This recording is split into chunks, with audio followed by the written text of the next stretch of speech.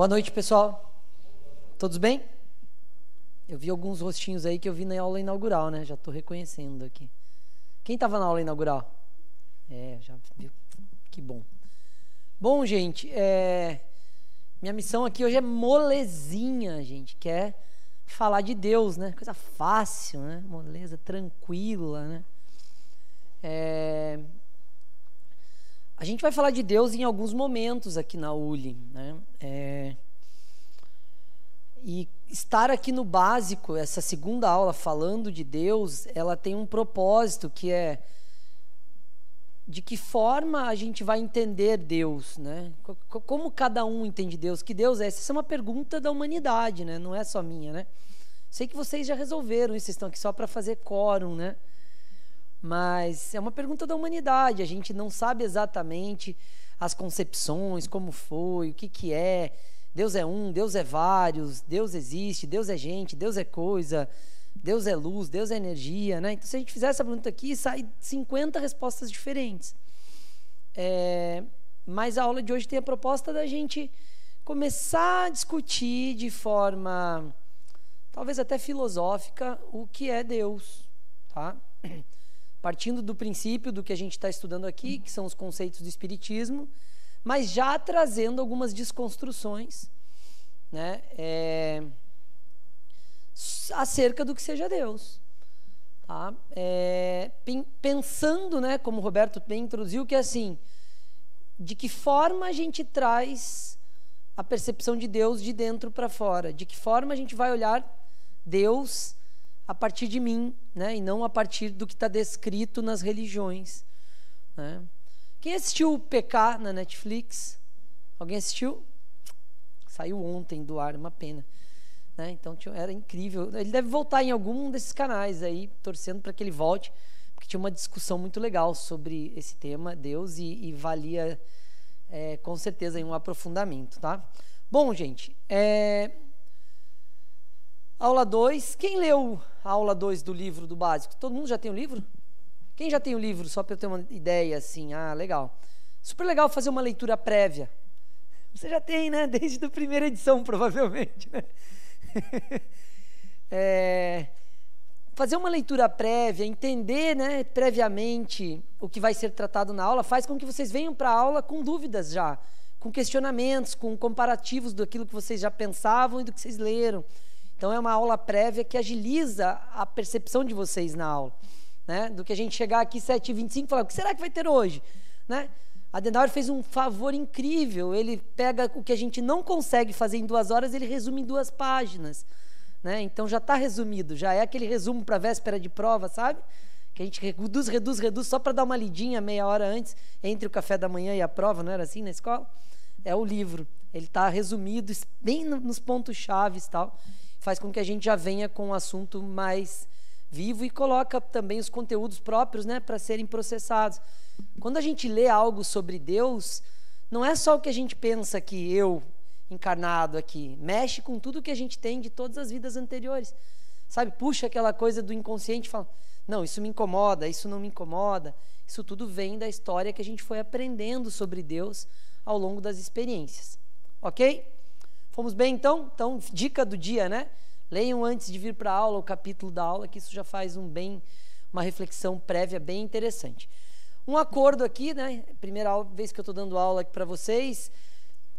Perguntas todas possíveis, levanta a mão, eu concluo, né, o conteúdo. Às vezes, só para não perder o insight, assim, eu vou até e aí concedo a palavra. Eu fiz um trabalho que foi gravar as aulas todas de 1 a 10, do ciclo 1 ao 10, então eu vou dizer para vocês assim, isso você vai ter a resposta lá no ciclo 6, aula 15, você vai ter resposta lá no ciclo 4, no primeiro módulo, porque isso faz com que a gente não abra portais. Existe uma coisa interessante nas aulas aqui do básico, que abre uns portais, você sabe bem disso, né? A gente abre uns portais assim, a gente não consegue, a gente perde a aula, vai para o portal, o assunto muda, entendeu? Então a gente cria essa técnica. Então, me deem essa licença poética de não responder algumas coisas para a gente não dar spoiler, né? Então, eu vou fazer isso algumas vezes, vocês vão perceber que isso é saudável para a gente vencer o conteúdo da aula. Né? A gente pincela e fala, isso a gente vai aprofundar lá no 2. Às vezes vai aprofundar lá no 10, aí vai ter que esperar 5 aninhos, né? Mas passa rápido. né? Passa rapidinho, vocês nem vão perceber. Bom, gente, a concepção espírita de Deus e o significado da fé à luz do Espiritismo. Essa aula é sobre isso, tá? Nós temos 6 temas para hoje. A metade aqui deve ser a hora da pizza. Ainda tem a pizza aqui no básico, 10h30. Chega a pizza, a gente come, dá uma pausa, né? Aí a gente segue, porque é um tema que precisa de umas 5 horinhas, né? Eu reivindico isso todo ano, mas nunca tem mais que 2 horas. Eu ainda perco 10 minutos falando no começo, aí sobra só metade do tempo.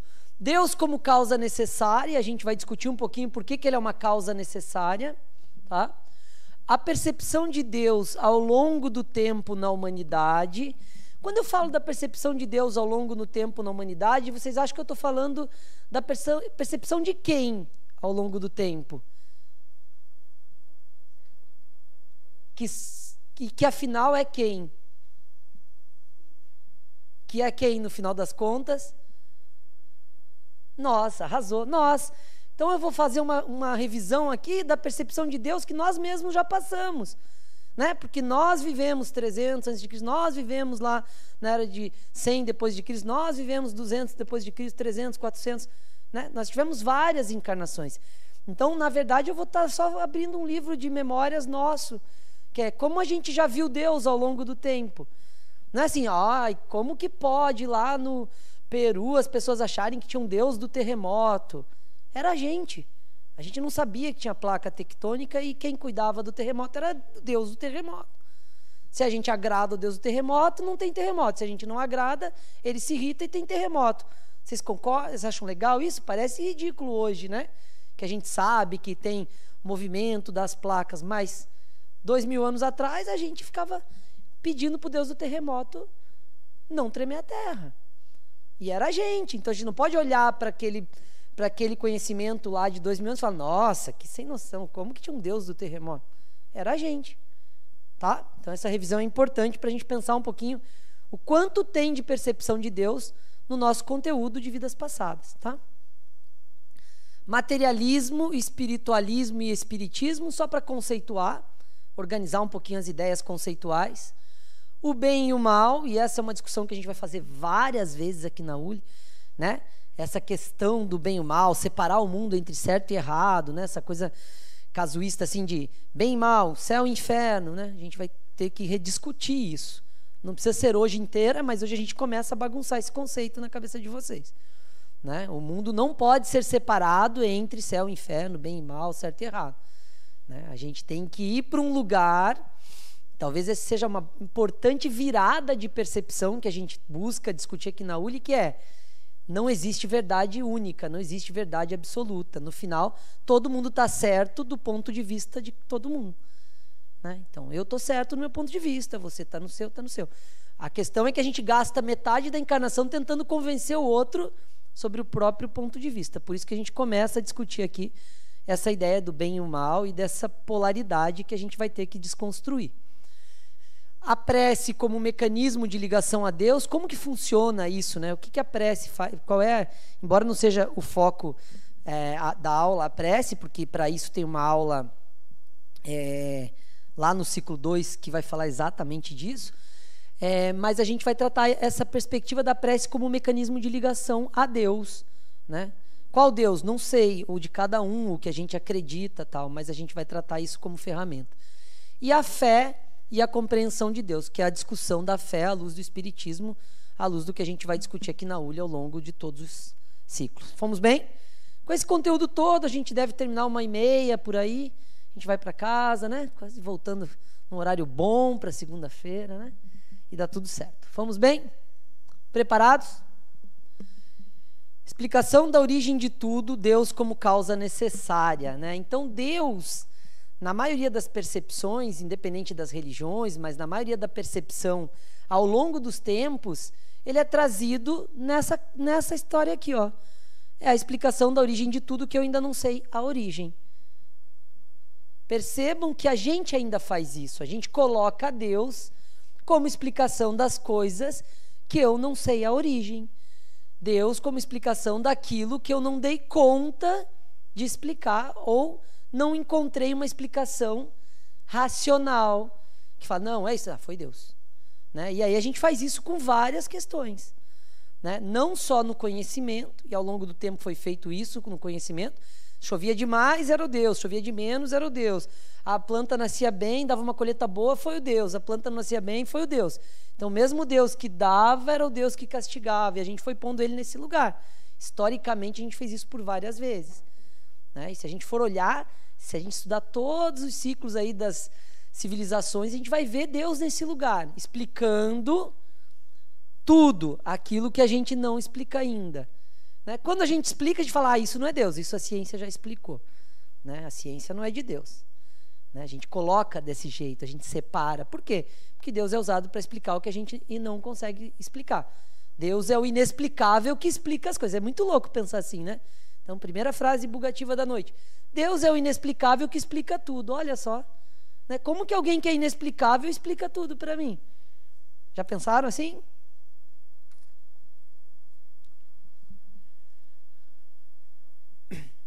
Deus é a inteligência suprema, causa primeira de todas as coisas. Quando a gente fala a partir dessa frase, que é uma explicação que o Espiritismo entende como, né, a explicação para Deus, a gente pensa o seguinte, se eu defino que ele é a inteligência suprema, eu estou tendo uma harmonia e coerência das obras da criação. Né? Porque afinal, tudo funciona tão perfeitamente, tudo se encaixa tão, que foi criado por uma inteligência suprema, não foi criado por uma inteligência qualquer, né? Não foi umzinho lá que criou, foi uma inteligência muito fora do normal. Né? Então, quando eu atribuo a inteligência suprema, para mim fica coerente.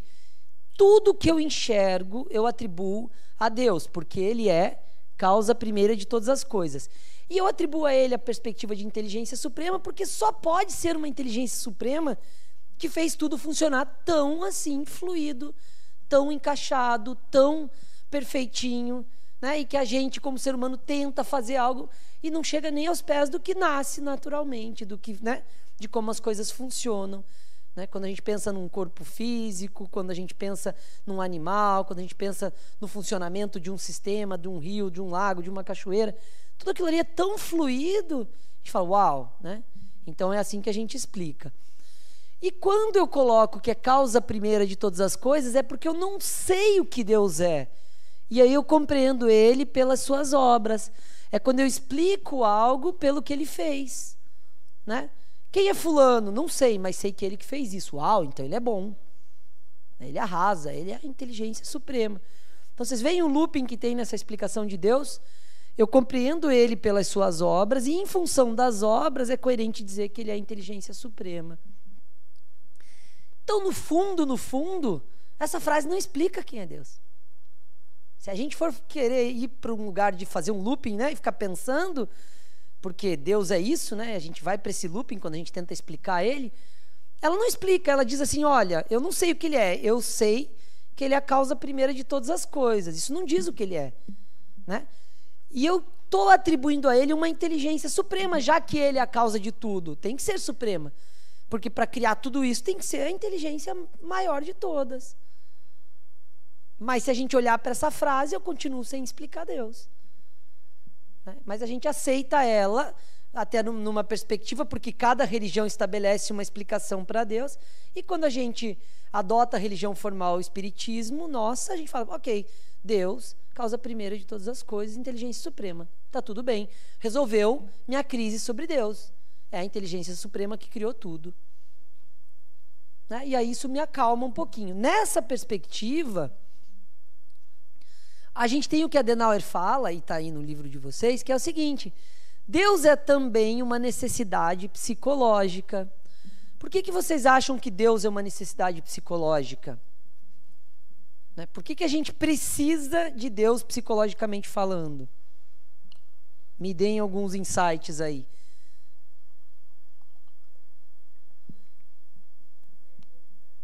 Não perder a esperança, legal, uma perspectiva psicológica. O que mais? Por que a gente precisa psicologicamente de Deus?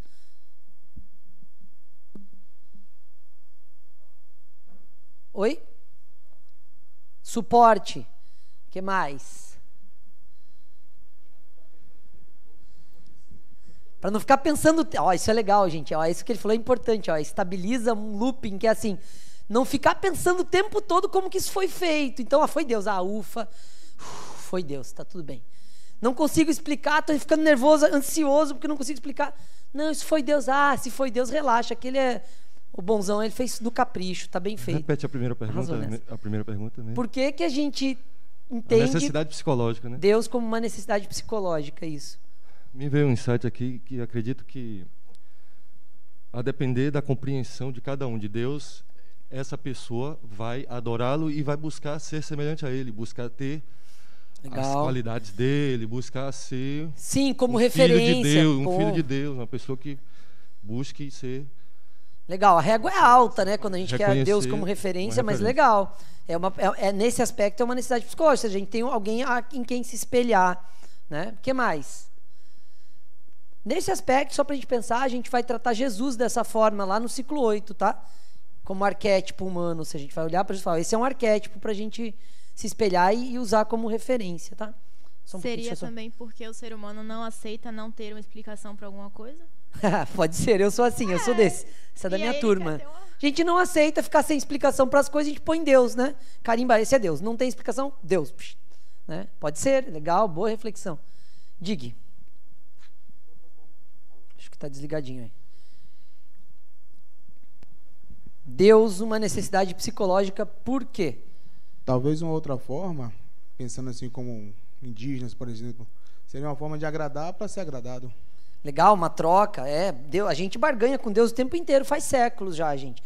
Ótimas reflexões. Vamos pensar um pouquinho aqui, ó. Nesse aspecto, a segurança da existência de Deus. Quando eu coloco em algum, vocês falaram, né? A colega falou lá, não consigo ficar sem explicação. Olha que alívio que dá, né? Você falou, vou ficar em looping tentando descobrir. Imagine, a gente tem ansiedade com o jantar. Imagine a ansiedade que seria não saber como que a gente foi criado. Foi Deus. Se foi Deus, estou tranquilo. Foi Deus, entendeu? Olha que alívio psicológico a gente tem quando a gente coloca Deus nesse lugar. Então, a segurança da sua existência para proteção, para... alguém falou aqui no começo, qual foi a outra palavra? Suporte, veio suporte, entenderam? Então é nesse sentido que Deus dá segurança para a gente. O fato de eu entender que Deus existe e atribuir a Ele algumas questões me traz uma segurança psicológica. Nesse aspecto, o ser humano por si só não se autoexplica. Então a gente tem que atribuir a uma inteligência suprema a explicação daquilo que a gente não consegue explicar, para poder ter realmente resposta para as coisas que a gente não tem resposta. Senão ficaria um vácuo, né? E existe esse vácuo, mas a gente se acalma, a gente estabiliza o psiquismo, a gente estabiliza a ansiedade psicológica do negócio, falando assim, não, isso foi Deus. Né? Então, assim, quando acontece... Aí entram as outras questões, a relação que a gente estabeleceu com Deus. Acontece uma coisa ótima na vida, graças a Deus. Acontece uma coisa ruim na vida, das duas uma, Deus, por que você fez isso? Ou devo estar rezando pouco. Entenderam? Olha como a gente coloca, né? E essa barganha constante. Daí a gente reza para Deus para o dia seguinte ser melhor, e a gente vai criando essa relação.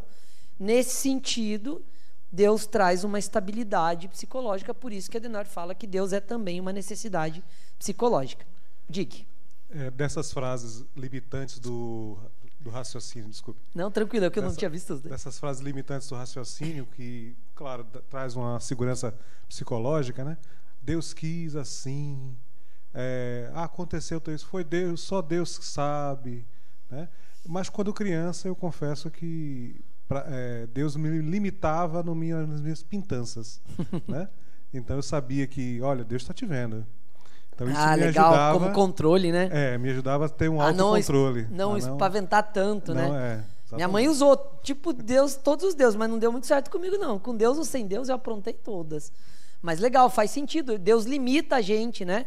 De uma certa forma, ele estabelece os limites das coisas que a gente faz, porque a gente teme, né? Essa temência a Deus estabelece alguns limites. Super bem observado. Olhando por essa linha do suporte que ela falou também, eu acho que tem muito a ver também, assim, eu trabalhei um tempo com Theta Healing, né? E aí as crenças raízes maioria era a mesma coisa, que era a crença de abandono mesmo. Então, quando a gente chega aqui, encarnado, a gente acaba se sentindo muito abandonado e atribuir como pai ou como mãe também para algumas outras religiões. Sim. Dá uma acalmada no Legal, no faz coração sentido, da porque gente. tem um acolhimento, né? As religiões colocam Deus nesse lugar, nesse conforto de ter um Deus que cuida de você, que se preocupa com você, né? E que de alguma forma lhe dá a segurança para você tocar a sua vida, tá? Bem bom, gente. Fomos bem até aqui? Estamos indo bem? Então tá bem. Quando a gente fala de Deus, na percepção de Deus ao longo do tempo, a gente tem que pensar o seguinte, ó, a evolução do espírito e a compreensão de Deus. Foi aquela pergunta que eu fiz para vocês. Deus, ao longo do tempo, é exatamente sobre a nossa evolução como espírito. A partir das encarnações que a gente vivenciou, cada conexão com o sagrado em diferentes tempos, em diferentes percepções, em diferentes mindsets, ou seja, em diferentes, né, regras mentais de como era Deus para o meu avô, como era Deus para o meu bisavô, como era Deus 300 anos atrás, 500, 800, 1000, 2000, antes de Cristo. Todas essas percepções de Deus representam, na nossa linha do tempo pessoal, como espírito, vivências de contato com o sagrado, de contato com o divino, de forma distinta. Então, todos nós vivemos essas percepções de Deus que a gente estuda na história.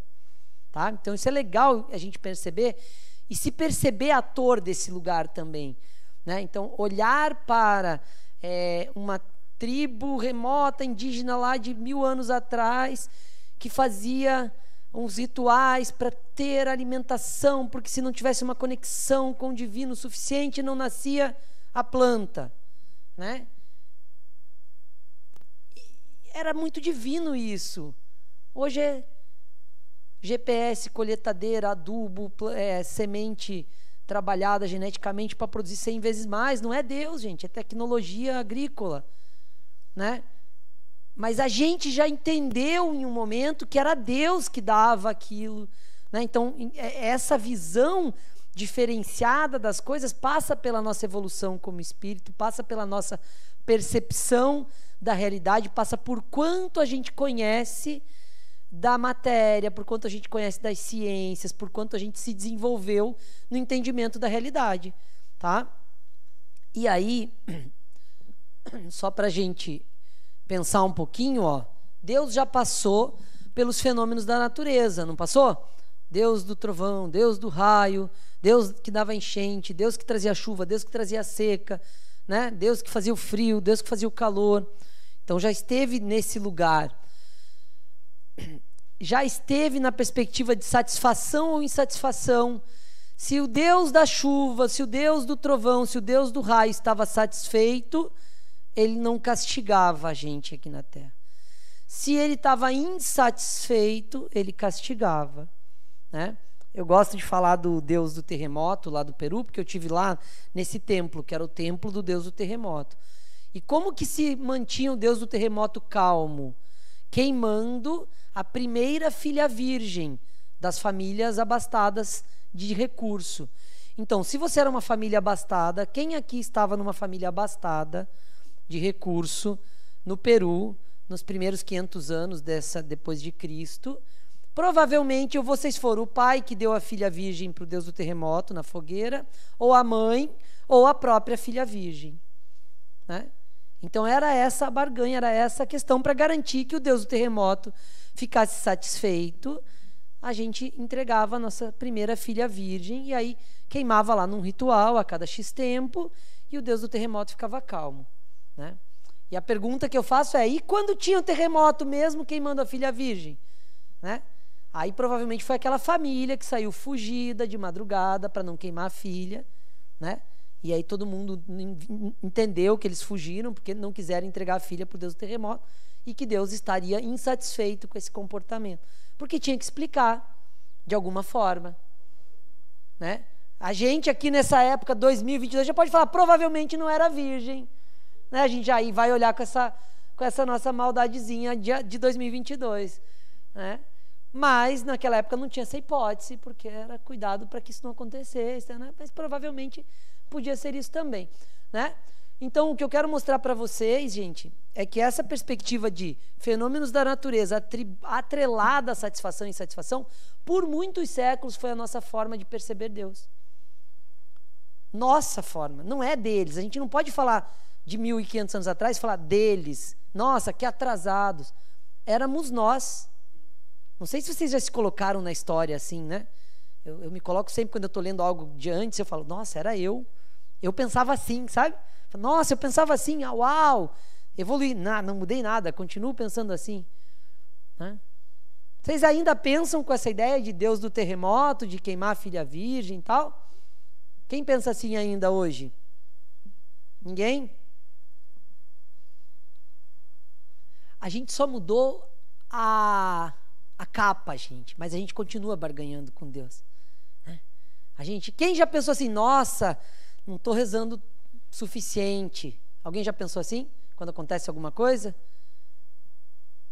Né? Quem já fez negociação com Deus? Deus, vou fazer uma promessa aqui. Resolve isso para mim, que aí eu faço isso dessa forma. Ninguém faz isso, né? Só lá no Japão, aqui a gente não faz mais, né? Só lá no Peru, né? Entenderam? A gente só não queima a filha virgem, porque talvez seja crime fazer isso hoje, né? Mas na prática a gente continua barganhando, porque a gente aprendeu a se relacionar assim com Deus, tá? Só para a gente pensar um pouquinho fora da caixa nesse tema. Explicações que faltavam. Então, toda vez que a gente não tinha explicação, o colega lá do canto falou, a gente atribui a Deus e ao fato de ele estar satisfeito ou insatisfeito. Satisfeito ou insatisfeito. E a gente passou por várias épocas tentando buscar uma forma de satisfazer Deus para que ele estivesse bem, calminho e não punisse. Né? O Deus que punia era o mesmo Deus que apoiava desde que a gente fizesse o que ele queria. Né? Então essa era a relação que a gente tinha com Deus ao longo das civilizações. Quando a gente descobriu que eram causas naturais, né? E aí? Né? Chove porque acumula água e cai, né? Falta água porque nesse período muda o vento, né? A gente foi descobrindo isso com o tempo. Mas a gente sempre colocou Deus nas causas naturais. A gente partiu para uma ideia que existia o seguinte, ó. Litolatria, totemismo, culto a imagens, ou seja, a pedra, o totem, né, uma pedra diferente que tinha lá na ponta da ilha por algum motivo, né, aquele lugar, naquela pedra, naquela gruta, naquela cachoeira, naquela montanha sagrada, que ali tem uma iluminação especial, entenderam? Então a gente foi para esse lugar e aí a gente veio para esse lugar de culto a imagens mesmo, a gente representando por um totem, por uma carranca, né? Por uma escultura que representava o Deus, os 3 deuses que protegiam a ilha do maremoto e blá blá blá. A gente foi colocando isso nesse lugar, porque aquilo representava, a gente atribuía àquela figura poderes específicos, né? E a gente não precisa ir muito longe, porque a gente ainda faz isso, né?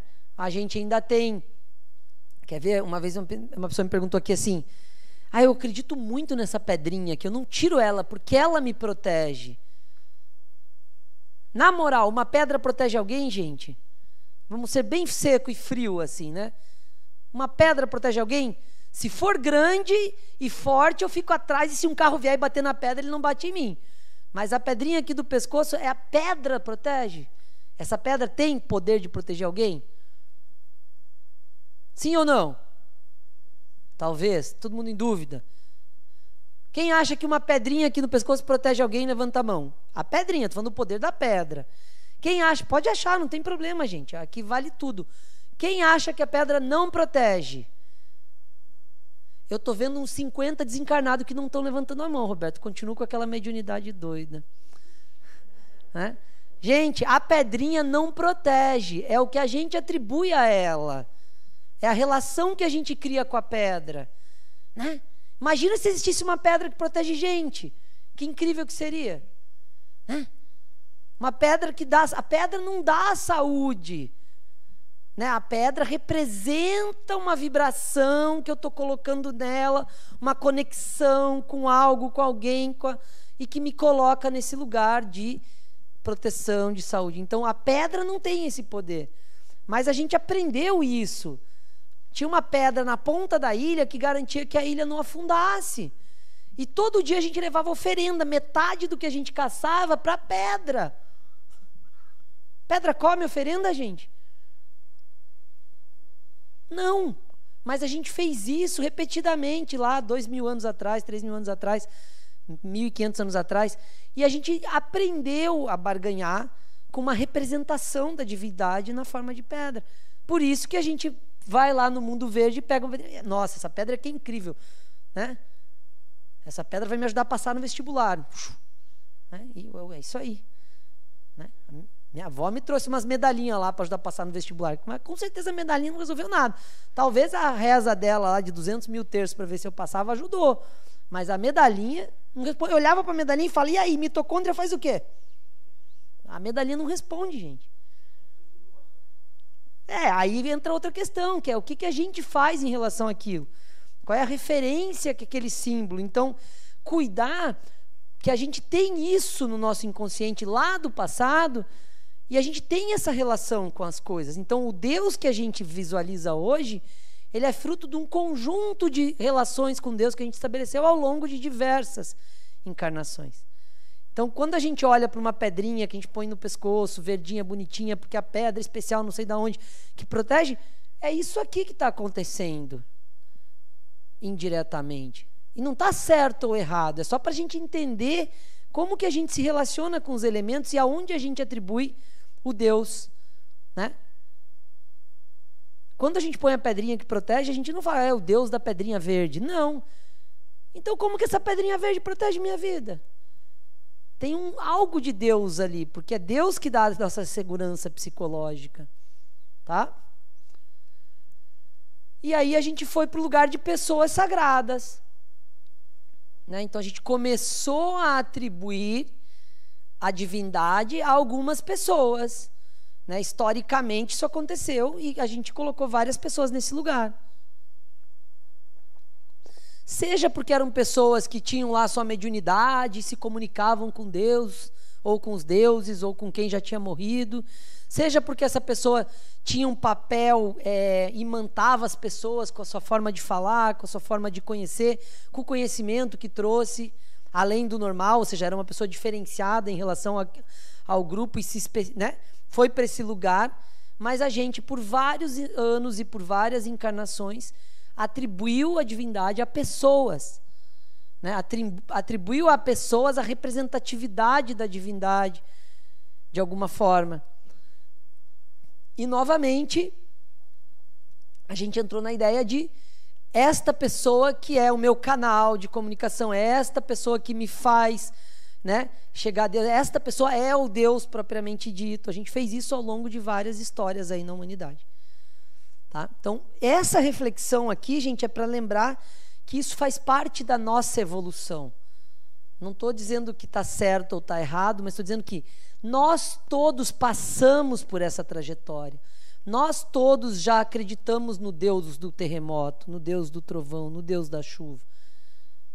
Né? Nós todos já passamos pela ideia de atribuir às causas naturais a algum Deus, a ausência ou a ocorrência delas.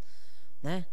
Então, efetivamente, isso daqui constrói a nossa percepção, e a gente vai falar disso mais para frente, né, em outros ciclos, mas isso constrói a nossa ideia de Deus.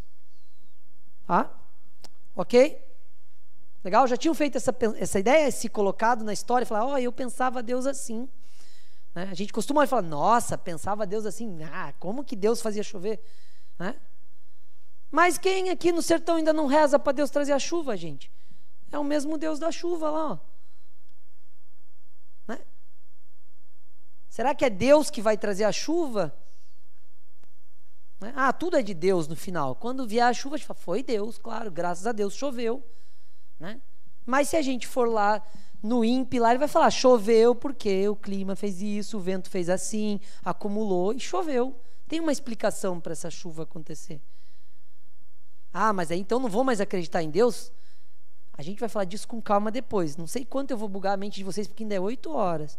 Né? Falta 1 hora ainda. Vai ser depois lá no ciclo 10, que lá no ciclo 10 a gente vai falar seriamente sobre isso. Mas é lá no 10, faltam 5 anos, então nem posso falar disso para não dar ansiedade, né? Se a pessoa veio para o centro para baixar a ansiedade, eu falo que vai falar só no 10, né? Acabei com a perspectiva de melhorar a ansiedade da pessoa. Fechado, gente? Foi legal se colocar nesse lugar de séculos para trás aí? Olha isso daqui, ó. Medo e curiosidade em explicar, desvendar mistérios em cada momento histórico e localidade, né? Então teve um maremoto, tsunami lá, né? No Havaí, sei lá, puf. Teve um problema, uma causa natural, teve um momento, um local, e para lá, para aquele lugar, daquele jeito, tem uma explicação que vai resolver isso daqui. Ah, teve um fenômeno de chuva, teve um fenômeno de seca, teve um fenômeno de gafanhoto que invadiu lá e fez a praga. Isso tudo é como, naquele momento histórico e naquele lugar, conseguia explicar e desvendar as coisas misteriosas que a gente ainda não explicava. Tá? Só para a gente atribuir essa perspectiva. E olha só, quando a gente fala de evolução psíquica da humanidade em relação à autocompreensão e à relação com Deus, a gente já passou por diversas percepções. De politeísmo, ou seja, vários deuses, deuses para tudo, Deus para tudo, em várias culturas. Deus totem, né? Um totem lá no meio da ilha representando um Deus. Deus homem herói, né? A Odisseia, as coisas que Deus resolvia. Deus arquiteto, construtor do universo, que fez os planetas, que fez a explosão cósmica, né? Deus único, um Deus só, que serve para todo mundo e cada um chama do nome que quiser. Deus criador, ó a gente aqui agora, ó, nessa percepção atual, né? Deus criador, Deus é quem criou. Eu explico assim, o que eu não souber explicar de onde veio, foi Deus que fez, né? Não tem aquela coisa, quem vem primeiro, o ovo ou a galinha? Não fala isso? Vocês já ouviram isso, né? Quem vem primeiro, o ovo ou a galinha? Eu falo, não sei, mas sei que o Deus fez os dois. Olha que resposta boa. Acaba com o dilema, gente. A sequência não importa, foi Deus que fez. Já coloca uma carteirada de uma vez, foi Deus, já é o cara que fez. Você vai discutir quem fez primeiro, ele que fez, ponto final. Se foi ele, pode ter feito ao mesmo tempo. Pá, nasce os dois, né? Então explica essas coisas que a gente não consegue explicar. Tem um microfoninho aqui, cadê? Aqui na frente, Leilinha. E Deus Pai, né? Quem que falou em proteção, né, no começo? Deus Pai é aquele que vai cuidar, que vai proteger, que vai garantir que nada aconteça. A gente põe Deus nesse lugar também. Então isso aqui, ó, são ideias de Deus que a gente tem no nosso psiquismo ao longo das relações que a gente estabeleceu com Deus a cada temporada aí de reencarnação. Você falou uma frase aí que me veio uma memória assim, né, e um insight mesmo.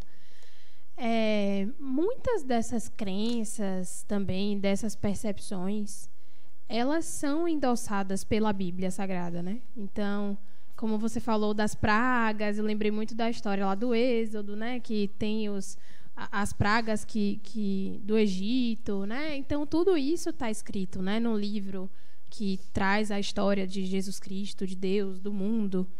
Então, eu não sei se você vai trazer isso mais à frente também, mas assim, eu vejo que talvez fomos influenciados por também essa percepção que veio da escrita da Bíblia, né? Que aí tem um pouco dessa história. Bem colocado. Quando a gente chegar lá no ciclo 10, a gente vai falar sobre religião pessoal, né? E a gente vai falar um pouquinho da ideia de religião pessoal e religião formal. Eu vou dar um spoiler de 3 minutos. Vamos ver o que eu consigo falar sobre isso em 3 minutos. Né? Quando a gente fala de religião formal, são as religiões que a gente conhece. Católico, umbanda, evangélica, qualquer religião formal, que essas religiões, né, montadas aí ao longo do tempo na humanidade. A maioria delas tem muitos anos, algumas nasceram e morreram, desapareceram, outras se mantiveram. Toda religião formal possui em seus dogmas uma explicação de Deus. Cada religião formal tem a sua, algumas coincidem em algumas coisas, mas para cada religião tem uma teoria acerca de Deus, uma explicação do que seja Deus e como Deus espera que quem assine o contrato da religião formal, assim, quem vai seguir aquela religião como sua religião, entenda Deus daquela forma. Então, sim, a Bíblia traz uma percepção, uma explicação, tanto para as coisas que aconteceram, atribuindo a Deus, não atribui lá a chuva, a temperatura, atribui a Deus, né? E o que é o Deus para aquela religião. Então, quando a gente adota uma religião formal, a gente segue a perspectiva de Deus daquela religião formal, né? Então, Deus, tal, como vai ser... A religião trata sobre Deus, sobre comportamento e sobre vida depois da morte, ou seja, sobre a morte, né? Então, toda religião passa por essas 3 questões obrigatoriamente, né? Porque ela é para estruturar sociologicamente o funcionamento das pessoas que se associarem, que aderirem àquela religião, tá? Então, é legal, sim. E a nossa ideia de Deus e a nossa percepção de Deus normalmente está ligada à religião que a gente praticou durante aquela encarnação, né? A religiosidade ou a religião, que às vezes foi uma coisa mais natural, numa tribo, tal, é aquela percepção do sagrado naquela vida, naquela religião. Ok? Bem colocado. Fomos bem aqui, gente? Tem vários outros, dava para encher vários slides, né? Deus em cada lugar aqui, né? A gente atribui a Deus psiquicamente essas colocações, tá? Porque a gente já passou por isso em cada uma das histórias que a gente viveu no passado. Certo? Agora a gente vai falar um pouquinho de conceito só para separar materialismo, espiritualismo e espiritismo, tá? Nessa perspectiva da ideia de Deus. A gente começa falando um pouquinho de materialismo, e aí eu trouxe alguns insights aqui para a gente organizar as ideias. Matéria como início e fim de tudo que existe. Então, para a perspectiva teórica de materialismo, só existe a matéria. Então, começa na matéria e termina na matéria. Certo? Então, essa é uma visão materialista do mundo.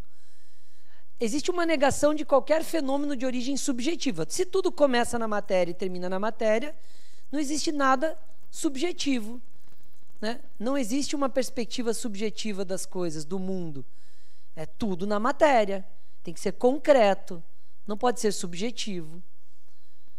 Existe uma corrente mais ainda, como fala, extrema, que trata do niilismo. Nada existe além do que detectamos pelos nossos sentidos físicos. Se eu entendo que começa na matéria e termina na matéria, só existe o que eu ouço, cheiro, encosto e vejo, né? Então, a gente não tem nenhuma realidade para além disso, né? Veja a distância que está de eu falar que a pessoa está sentada em cima da sua bolsa aí, por exemplo, né? Está muito distante isso, né? Não, alguém está vendo a pessoa sentada em cima da bolsa dela? Não, mas a pessoa está ali sentadinha assistindo a aula, né? Mas é subjetivo, não é material, né? Se eu for ali, eu não encosto nela, porque ela está desencarnada. Entenderam? Então, quando eu falo de materialismo, está longe da gente discutir questões, por exemplo, como vida espiritual, né? Como espírito desencarnado. Não cabe, tá? Negação da vida após a morte. Sim, porque morre. Não tem nada subjetivo. Quando é materialismo, não tem nada depois da morte. Então, a vida nasce, cresce, reproduz e morre. Vive um tempo, faz algumas coisas, ou seja, né? A vida é compreendida do momento em que a gente nasce até o momento que a gente morre. Nada acontece após, nada aconteceu antes. Surge quando nasce e dessurge, não existe isso, eu inventei agora, né? Quando morre, tá? E aí, concluindo que a vida material é a única que existe. Então, quando a gente tem uma perspectiva materialista, né, é exatamente isso, tá? No conceito teórico aí da perspectiva filosófica da relação de entender o mundo de forma materialista. Tá? No materialismo. Vamos bem?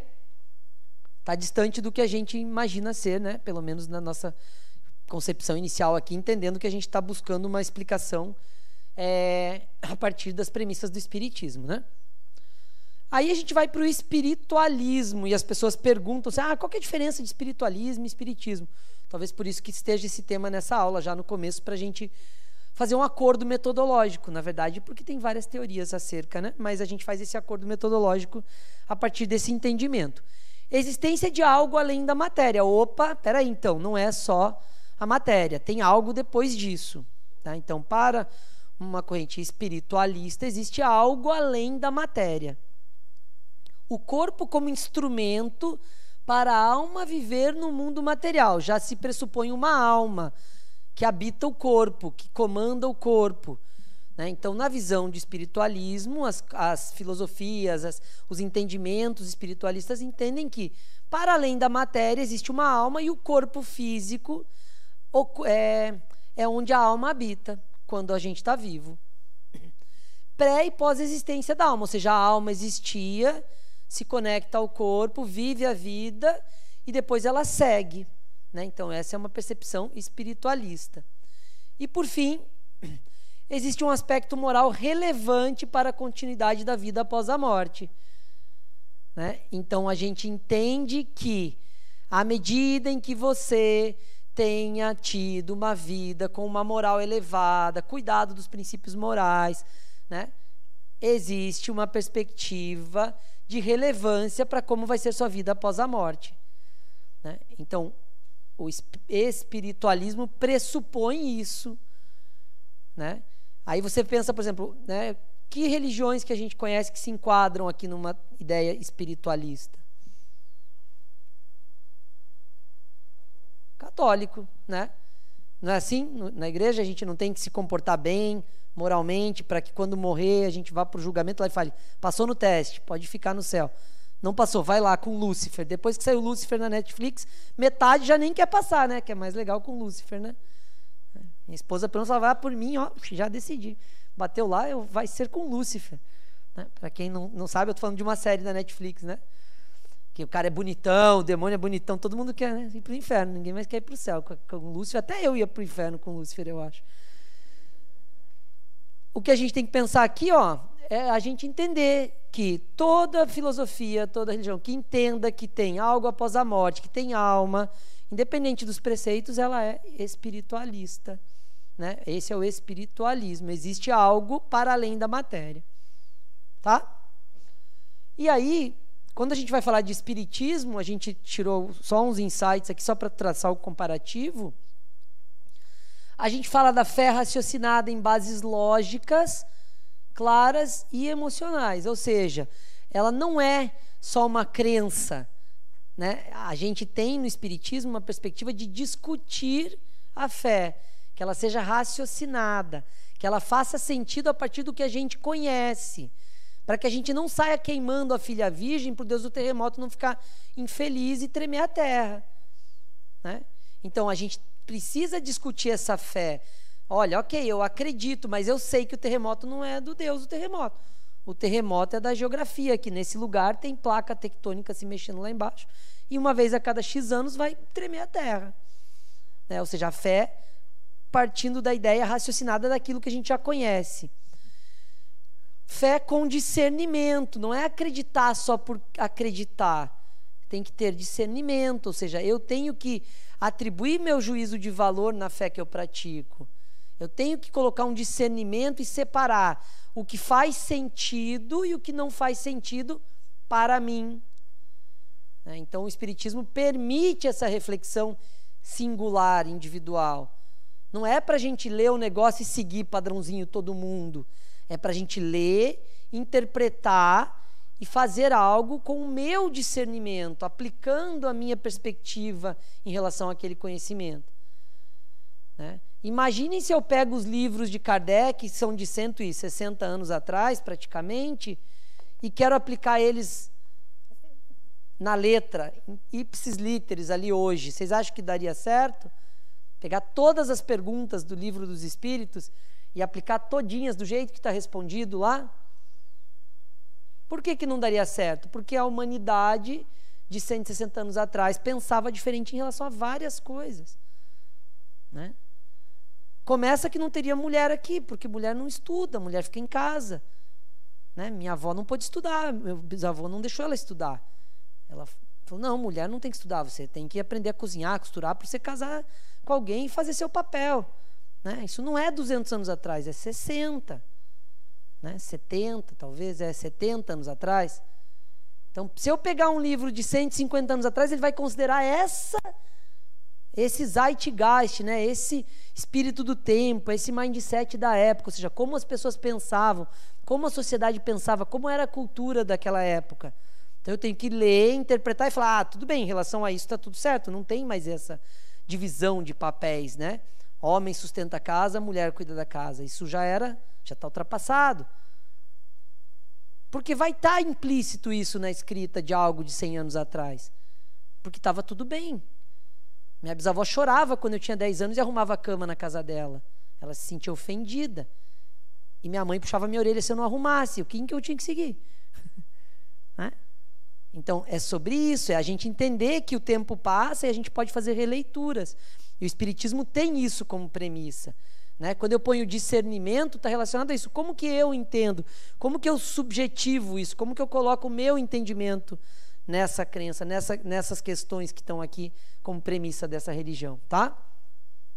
Existência do espírito e suas ocupações após a morte. Né?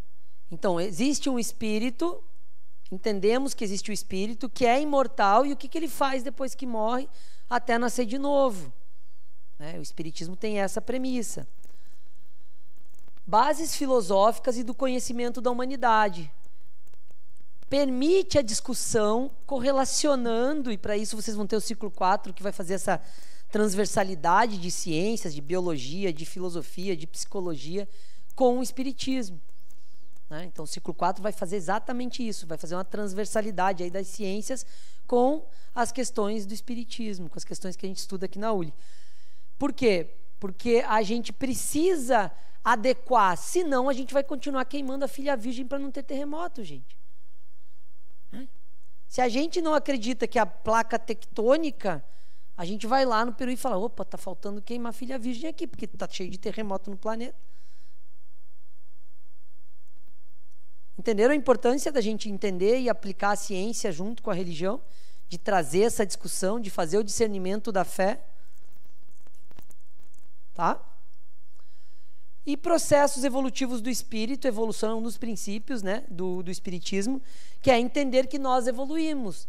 150 anos atrás, nós pensávamos de um jeito. Ah, Plínio, eu só tenho 60. Sim, mas é na sua outra vida. Né? A gente tem que começar a se olhar como para além dessa encarnação. Né? Eu falo dessa forma para vocês se olharem nesse lugar. Vejam esse exercício que a gente fez na linha do tempo da história. Como vocês foram para esse lugar, né? Como vocês... Ó, que legal, era eu lá, né? Eu olho lá para o Peru de 300 depois de Cristo e falo, não, era eu que acreditava que tinha que queimar minha filha e eu tinha orgulho, porque eu que estou protegendo o país. Graças a eu ter dado minha filha virgem, o país não vai tremer esse ano. Ó que orgulho isso, gente. Entenderam? Então, quando a gente se coloca nesse lugar, a gente discute quantos e como foram os nossos processos evolutivos. Como a gente mudou a percepção. A gente sai daquele lugar e fala, a humanidade está uma desgraça, não sei o que, não dá. Gente, olha quanto a gente evoluiu. Se a gente olhar só, não precisa ir muito longe. Pensa na sua mãe, na sua avó e na sua bisavó. Quanto mudou de percepção? Ah, mas tinha várias coisas que a gente talvez perdeu, porque a gente está bagunçando um pouco, mas em termos de evolução a gente evoluiu um monte. No entendimento, na relação, na ciência, né? Então, assim, a gente olhar para esse lugar de evolução, né? E o Espiritismo vai levar a gente para esse lugar, tá? Ok, gente? Deu para entender um pouquinho a divisão? Materialismo, espiritualismo e espiritismo? Nós vamos ter uma aula que vai falar exatamente, ainda no básico, sobre os princípios do Espiritismo. Vai ficar bem legal para vocês isso organizado. E o Deus para o Espiritismo? Né? O Deus para o Espiritismo, a gente começa que ele não é antropomórfico. O que é antropomórfico, gente? O que essa palavra significa? Forma humana, né? Então Deus não tem forma humana para o Espiritismo. Tá? Não é um Deus barbudo, fortão, lá com o negócio na mão, né? Não é isso, tá? O universo como consequência de sua vontade. Né? Então, para o Espiritismo, o universo é consequência de sua vontade, criador de todas as coisas. Lembra lá que a gente pegou aquela frasezinha no começo da aula? Né? Inteligência suprema, né? Que criou todas as coisas. Né? Criador das leis universais, que a gente chama de leis de Deus, né? Que a gente tem no Pentateuco a perspectiva das leis de Deus, e vocês vão estudar aqui da aula 14, 15, 16, 17, 18, não, 10, 11, 12, 13, da 14 até a 18, não, até a 19 a gente vai estudar aqui as leis de Deus, cada uma delas, esse ano, esse semestre ainda, A gente começa falando geral e depois fala de cada uma das leis, cada aula 2 ou 3 leis.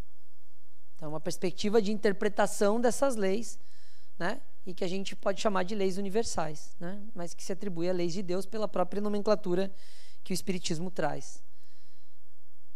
Então, a gente entende que foi Deus que criou isso. E criador do Espírito, já que a gente é parte desse sistema todo que ele criou. Né? Então, a gente atribui a Deus a criação da gente mesmo, né? Deus que me criou. Né? E aí, esse é o Deus do Espiritismo, né? De forma bem objetiva. Daqui para frente, a gente vai ter que ir desconstruindo esses deuses, essas percepções de Deus, do terremoto, do Deus que barganha, do Deus que, né? Para um lugar que a gente vai ter que encontrar um Deus de dentro para fora. Né? Mas isso a gente vai com calma, que bagunça bastante quando a gente começa a questionar, né? Eu lembro de uma cena, eu cheguei em casa com o jornal resultado da primeira fase da USP, né? Que eu queria estudar na USP, quando eu era adolescente. E falei, mãe, passei na primeira fase, né? Aí ela olhou, tipo, não fez uma comemoração como eu estava esperando, né? Eu não falei assim, falei gritando, passei, né? Loucamente, né? Eu passei na primeira fase. Aí agora, ela assim, estudar para a segunda, né? Né? Beleza. Aí segunda fase, não passei. Era 80 vagas, eu fiquei tipo 100 e alguma coisa. E aí, cheguei estressado, joguei, não passei. Aí minha mãe solta que frase? Graças a Deus. Aí, gente, começou minha crise com Deus nesse dia. Graças a Deus? Como assim? Né? Aí ela falou, eu rezei tanto para você não passar. Eu falei, mas aí não tem como competir, né? Eu estudando loucamente, a senhora rezando para eu não passar, não vai dar certo isso. Não, mas é que São Paulo é tão perigoso, né? Eu morava em Curitiba, em Santa Catarina. São Paulo é tão perigoso, eu pedi para que Deus fizesse o melhor para você, mas que Deus fizesse o melhor para mim. Eu estou estudando, passei na primeira fase, faltou um tiquinho, né? Não. Ela ficou feliz, chateada, porque eu estava triste, passei em outras, fui estudar em Curitiba e tal, mas ela me solta isso, graças a Deus. E aí, vocês acham que foi Deus que fez eu não passar na USP, segunda fase? Ou foram os outros 78 cabeças que estudaram mais que eu? Ou foi minha mãe rezando? Não piorem a relação, não falem que foi minha mãe. Né? Tá bem resolvido isso já. Não, né? Então, na prática, gente, é entender o que a gente atribui, né, a Deus. Né? O que a gente acha. Né? Porque se Deus fez os 78 passar, ele teve que fazer 80 por vaga reprovar. Olha o microfone aqui. Ó. Então pense assim, para ele ter atendido 78 que passaram, ele teve que atender 80 vezes 78 mães que falaram, graças a Deus, que seu filho não passou para não ir morar em São Paulo. Olha que doido isso, né? Plínio, mas assim, considerando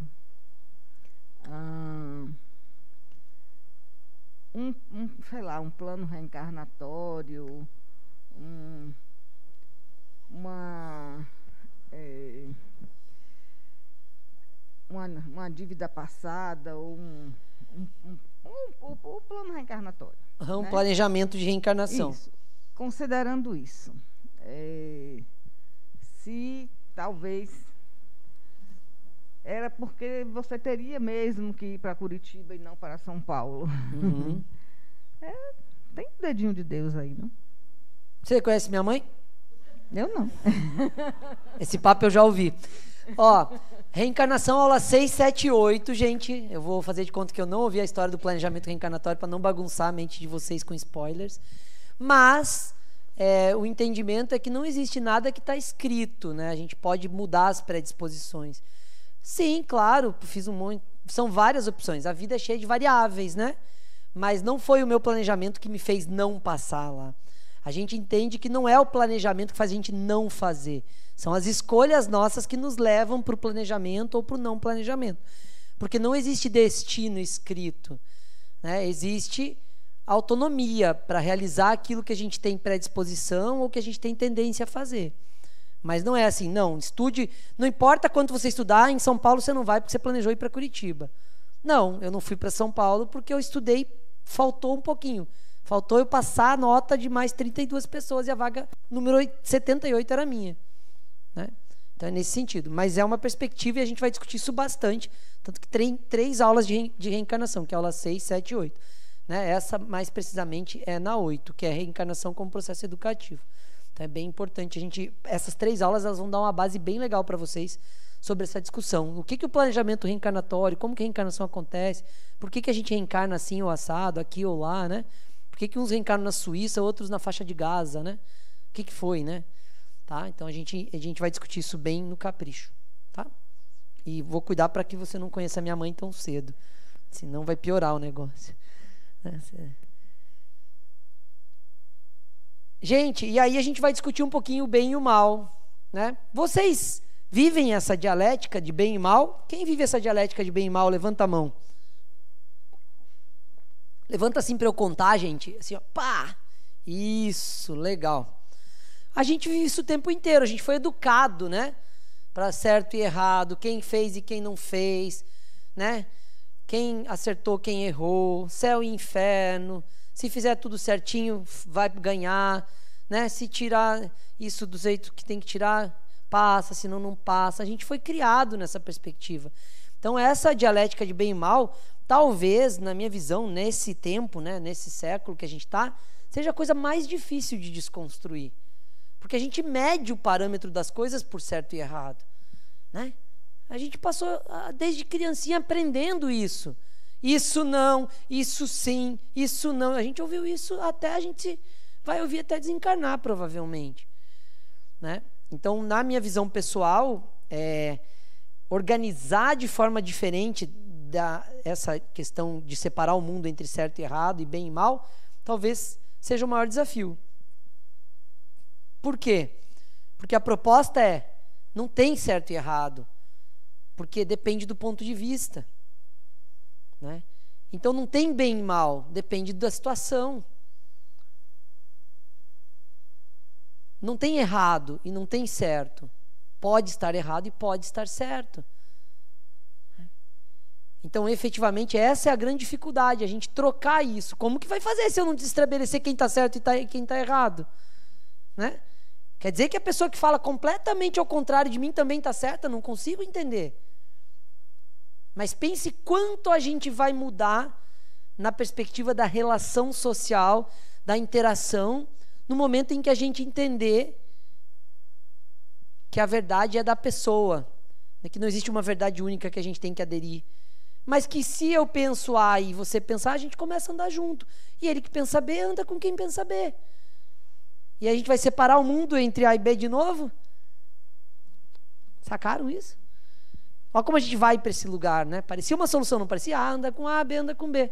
É assim que acontece. Certo anda com certo, errado anda com errado. Eu pus você no errado, você viu, né? Porque a gente está de dupla, você está sozinho, então... Né? Entenderam isso, gente? Então, a dialética bem e mal é muito, muito difícil de ser mudada. Não, Plínio, já entendi. Todo mundo está certo no seu ponto de vista. Né? Aí eu saio aqui na rua, o cara me assalta, ele está certo? Quem acha que o cara que me assaltou semana passada está certo? Pode erguer a mão, gente, não tem problema. A não sei que tenha sido vocês que me assaltaram. Daí vocês vão ter que conversar. Você acha que ele está certo? Só você. Você é advogado, criminalista, alguma coisa assim? Não? Tá. E quem acha que ele está errado? A conta tem que fechar, gente. É 100%. É 99% acha que está errado, 1 acha que está certo. Me ajudem, senão eu vou achar que minha mediunidade saiu do controle de novo.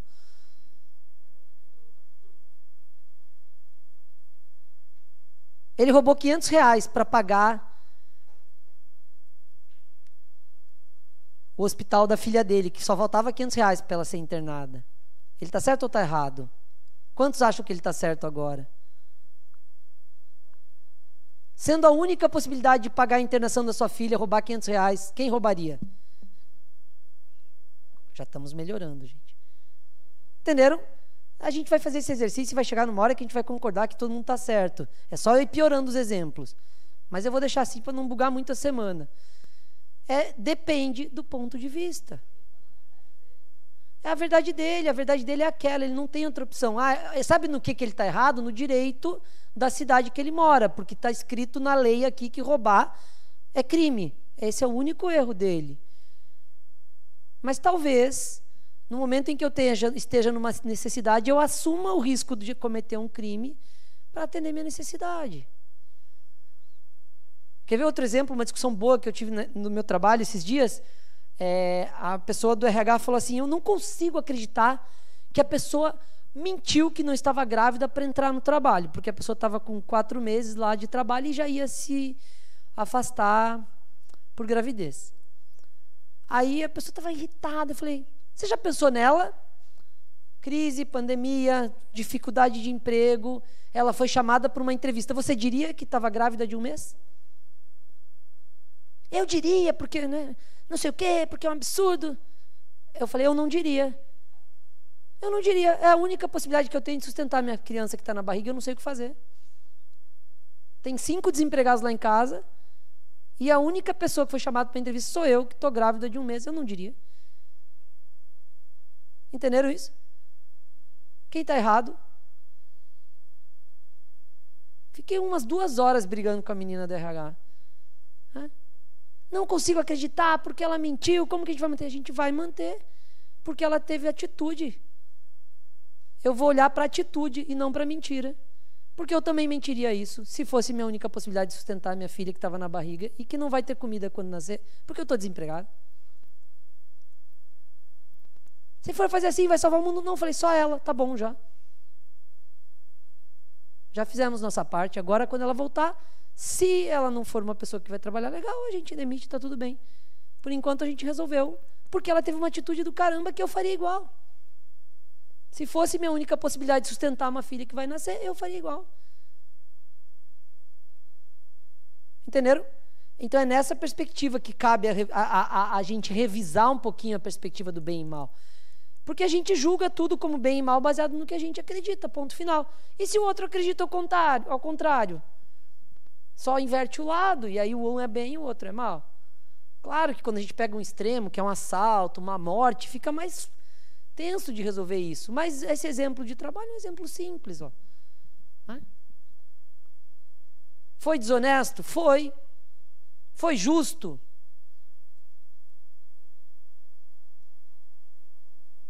Para a empresa talvez não, para ela foi. E para a criança que está nascendo, que agora vai ter 6 meses da mãe com dinheiro para pagar comida, para resolver o começo da vida, tananã. Mais justo ainda. Arrasou. Entenderam? Ficou mais fácil isso porque não teve crime, né? Só teve uma mentirinha. Não tem um crime aí. Não está na lei dizer que você é obrigado a dizer que você está grávido, sim ou não, quando você for fazer uma entrevista de emprego. Já fica mais sutil, né? E aí vocês levam isso para o exemplo de vocês no dia a dia, que deve ter vários exemplos de bem e mal aí, que a gente pode revisar. Olha só, gente, aspectos morais da crença em Deus. Né? Se atribuiu nas religiões vários aspectos morais na crença em Deus. Por isso o bem e o mal. Né? Mas aí entra naquela coisa doida que eu questiono, que é, para Deus ser bom comigo, quando eu peço para Ele fazer eu ganhar a vaga, Ele tem que ser mal com o cara que perdeu a vaga. E aí? E você é o predileto? Arrasou. Contatinho esse, me passa. Né? Não faz sentido. Então esses aspectos morais talvez precisam sair da nossa percepção de Deus. Né? Porque as religiões nos levaram para uma crença em Deus de aspectos morais. Só que o mesmo Deus que castiga, o Deus que protege, que moral tem esse Deus?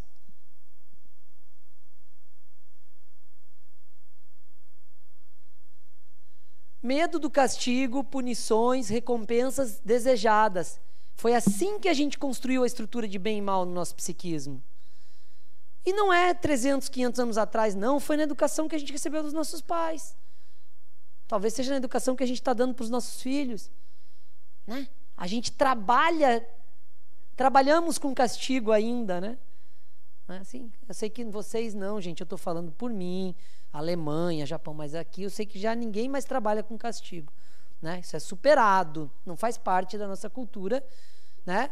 Barganhar com criança, com, né, castigo e tal, né? A gente não faz isso, tá? Isso é... Não. Punições também não faz sentido não. Isso daí a gente já superou.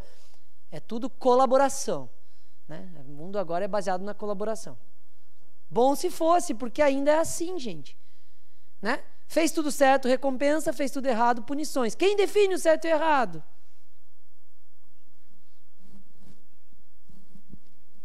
O dono do jogo, é sempre, gente, o dono da bola que decide o jogo que vai jogar, né? E aí o bem e o mal perde a referência, né? Se é o dono do jogo.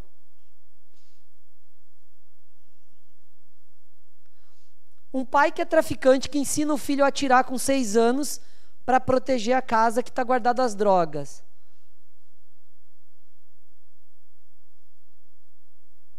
É o dono do jogo. O que é o bem para ele?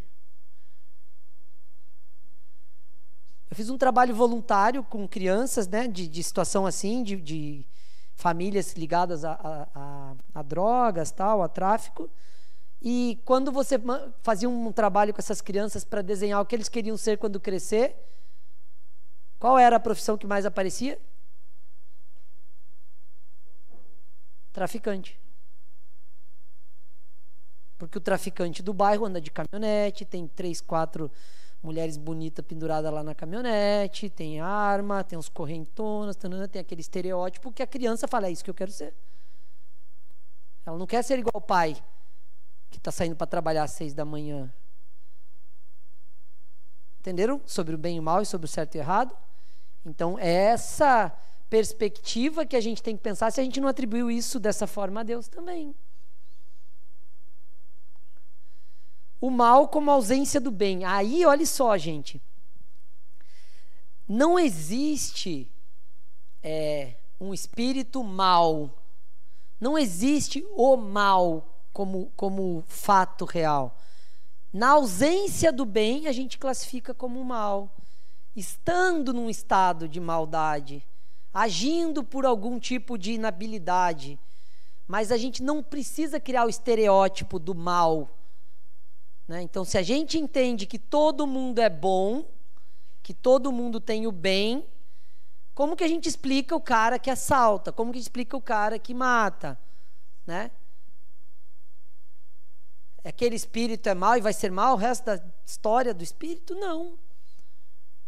Ali está a ausência do bem. Né? Por que está a ausência do bem? Por inaptidão, por inabilidade, por desconhecer, por de alguma forma ele entender que aquilo é o certo. Uma criança que vê o pai numa situação dessa de traficante, ele acha que aquilo é o certo, né? Que aprendeu a atirar com 6 anos para proteger a casa, aquilo é o certo. Então essa referência tira a gente da ideia de mal e bem, porque a gente classifica as pessoas como más e boas. A gente faz isso o tempo inteiro. Porque se a gente... Aqui fala... Né, eu uso às vezes umas referências de criança, mas a minha infância não foi aqui, né? Mas vamos pensar assim... Não tem o velho do saco? Tem isso aqui? Já tem, né? Por que a gente não ensinou a criança que o velho do saco era um senhorzinho que estava catando latinha porque não tinha emprego? Mas era o cara que ia me levar se eu não me comportasse, gente. Como que eu vou entender uma pessoa em situação de risco social que cata latinha com 70 anos, com um saco nas costas, se eu passei a vida inteira ouvindo que era o cara mau que ia me levar se eu não me comportasse?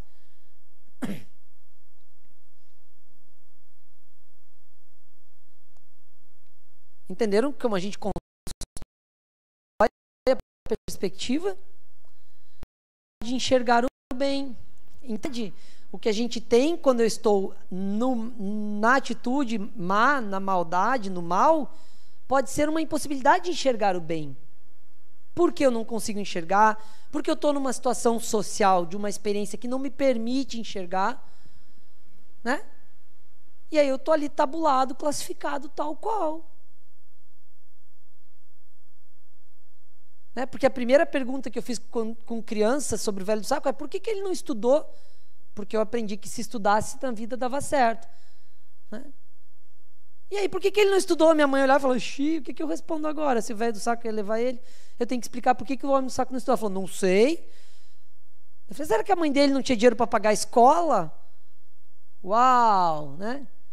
Crianças ensinando os pais que o velho do saco não é o velho do saco, é só uma pessoa em risco social que não teve oportunidade na vida. Diga. Será que a motivação de uma ação facilita um pouquinho ou melhorar o entendimento? Explique melhor que eu não consegui acompanhar, seu. Pronto. Uma coisa é o resultado, né? A pessoa assaltou. Certo. O que motivou ela a assaltar? Sim. Né? Claro. Porque a motivação, pelo menos, vai na essência do que você está buscando fazer, né? É isso aí. Facilita, não estou dizendo que... Essa sua técnica é uma técnica que a gente usa para não se revoltar tanto com as coisas. Toda vez que a gente analisa a motivação, a gente está indo para o lugar da empatia, né? Eu estou tentando olhar com os olhos dele para entender a atitude dele, porque se eu só olhar a atitude, pode ser que eu só julgue certo ou errado. É importante, né? Esse movimento é o primeiro passo para a empatia. Não é suficiente, mas é o primeiro passo, né? Peraí, por que ele está fazendo isso? O próximo passo é, o que ele fez ao longo da história dele para que isso seja o protocolo de reação dele, né? Aí você vai começando a entender. É importante, sim. Legal, bem colocado. Ó, o mal como desconhecimento das leis universais, das leis de Deus, né? Então, ao invés de eu classificar esse é mal, será que é porque ele não conhece suficientemente ainda as leis universais? A importância de viver em sociedade, a importância de respeitar, a importância, né? E não vou dar mais spoiler das leis. O mal como inerente ao próprio ser humano. Quem aqui, ó, essa é a pergunta de milhões, hein, gente? 8h49, 24 segundos. Quem aqui é mal, levanta a mão.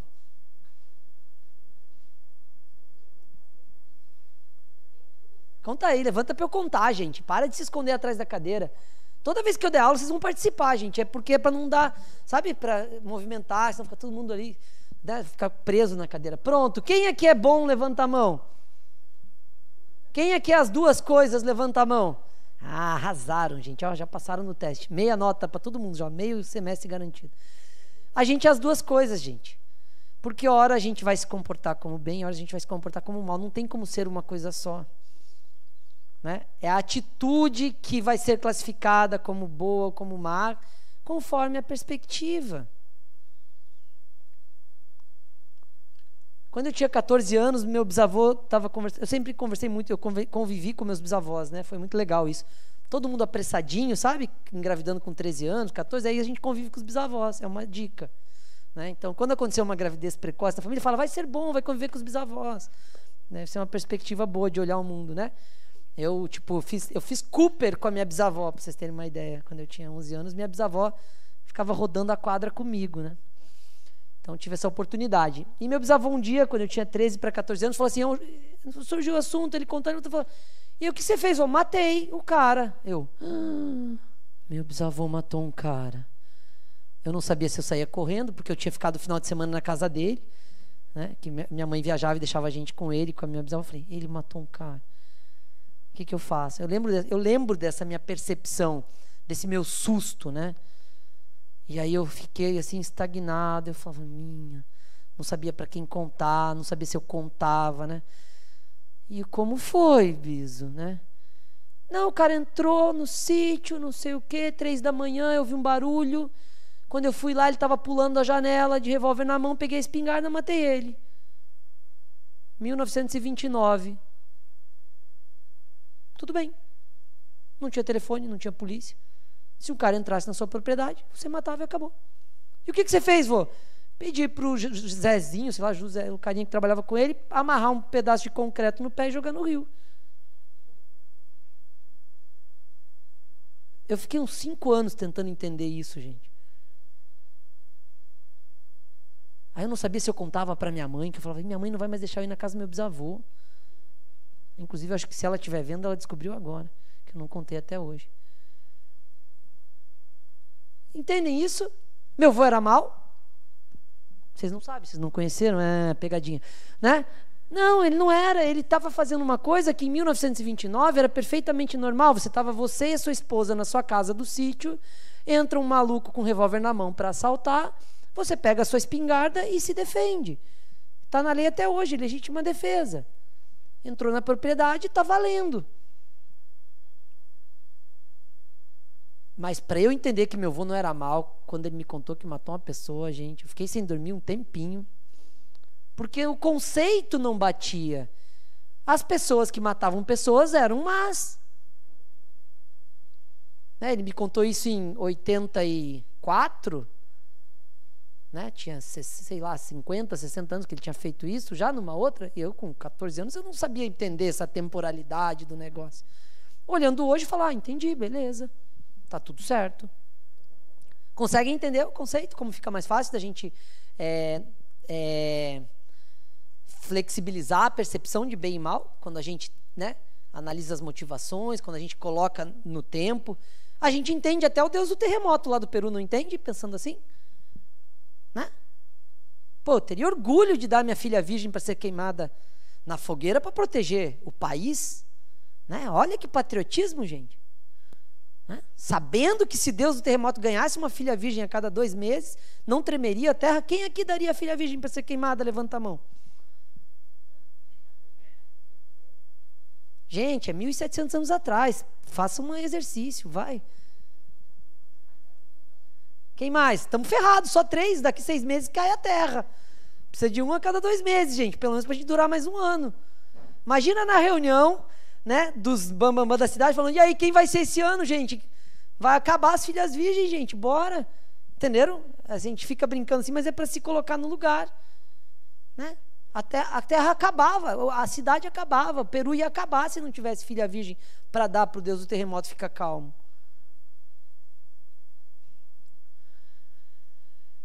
Tá claro a gente ter maldade dentro da gente? Lá no ciclo 6 a gente vai estudar um negócio chamado sombras. Aí vocês lembram dessa aula, tá? Vocês falam, o Plínio falou isso. Lá na aula 2, lembrei. Né? Que é o que a gente escondeu no nosso inconsciente por algum motivo. E a gente descobre e fala, não, eu não sou isso não. Ih, não sou eu não. Né? Isso daí não é meu não. Né? E tome-lhe terapia, né? Para funcionar aqui, Leninha. Beleza, gente? Essa discussão? Deixa eu só ver a pergunta que a gente vai para a prece. E só uma contribuição também, porque até determinada idade, a criança, para a estruturação psicológica mesmo, ela precisa acreditar no bem, né? Então isso contribui muito para a nossa noção de bem e mal, porque até determinada idade ela fica com bem nos pais, que é o seu exemplo do avô, e ela projeta nas figuras distantes esse mal que ela começa a ser apresentada no monstro, etc. E mais na frente que a gente vai tentar unir isso nas figuras, na gente, nos pais e, enfim, nas outras coisas. Então, legal. Acho que isso também ajuda a gente a fazer essa dicotomia, né? Como se uma coisa fosse boa, algumas pessoas são boas, e a bruxa é sempre a má, mas a mãe... que tá fora, né? É sempre o bem também. Exato. Bem legal essa sua reflexão. E a grande crise é justamente quando as pessoas de perto fazem maldade, né? Porque daí bagunça a percepção, né? Ué, não faz sentido, né? Alguém que está perto fazendo algo errado, né? Algo ruim. Exatamente. Nas questões de abuso, nas questões de violência e tal. Esse é o grande problema, né? Porque a pessoa não entende... Aí ela não entende, não separa o que é certo e o que é errado, porque quem deveria fazer o bem está fazendo o mal, né? Isso é uma boa discussão. Fomos bem aí com a história do bem e mal? Estou olhando o olhinho de vocês, assim, só para eu saber se está tudo bem, né? Então tá bom, gente. Ó, a prece como mecanismo de ligação a Deus. Se ainda sobrou Deus até esse slide, né? Depois dessa... bagunça toda que a gente fez, a gente pode fazer uma prece para se conectar a Ele. Então, olha só. Pedir, agradecer, e aí eu deixei umas reticências aqui para que vocês façam uma reflexão retórica, né, com vocês mesmos. A quem eu vou pedir e agradecer, gente? Né?